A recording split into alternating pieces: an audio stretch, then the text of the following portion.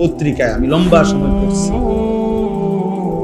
পত্রিকায় আসছে শরীয়তপুর একটা জেলায় রিপোর্ট দিছে 8 মাসে মোট 26টি খুন।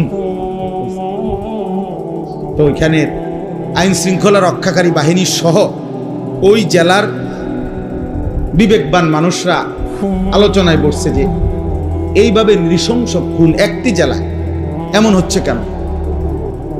প্রত্যেকেই বলছে, কসম আল্লাহর, পত্রিকা এগুলো কোনো হুজুররা না, জেনারেল শিক্ষিতরা মিটিং করছে। তারা মনে করেন পুলিশের লোক, আইনের বিভিন্ন লোকরা মিলে, সরকারি বিভিন্ন লোকরা, এলাকার নেতৃস্থানীয় মানুষরা প্রত্যেকেই একথা স্বীকার করছে যে ধর্মীয় অনুশাসন মুসলমানের পরিবারের মধ্যে নাই।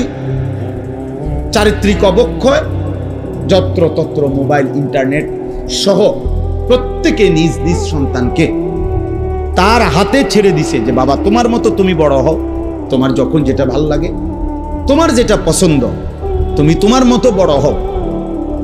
এই তোমার মতো বড় হইতে গিয়ে নিজের মতো করে ছেলে, বাবা কেন তাকে প্রতিদিন মোবাইল দেখতে নিষেধ করে কেন? এজন্য সে আগে ছুরি অর্ডার দিয়া কিনাইছে, এরপরে কোন জায়গাতে ঘাই দিলে সাথে সাথে মারা যায় ওইটা আবার প্রশিক্ষণ নিছে ইন্টারনেটের মাধ্যমে। এরপরে বাবারে আপন সন্তান 1 মিনিটের ভিতরে ঠিক ওই পয়েন্টে ছুরি দিয়া ঘাই দিয়া হত্যা করছে। শোনেন নাই? বাংলাদেশে আপন সন্তান, ওই দেখেন, ওই অপদার্থরে দেখেন, ওই দেখেন কতটুকু বাচ্চা দেখছেন, ওরে দেখেন, বাচ্চাটারে দেখেন, তার মোবাইলটারে দেখেন। অসভ্যতা কাকে বলে দেখেন, ওর সাইজের চাইতে ওর মোবাইল বড়।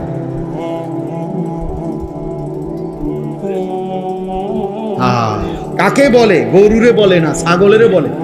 ছেলেরা এটাও বুঝে, টোটালি কাজ করে না ব্রেন, টোটালি কোনো কাজ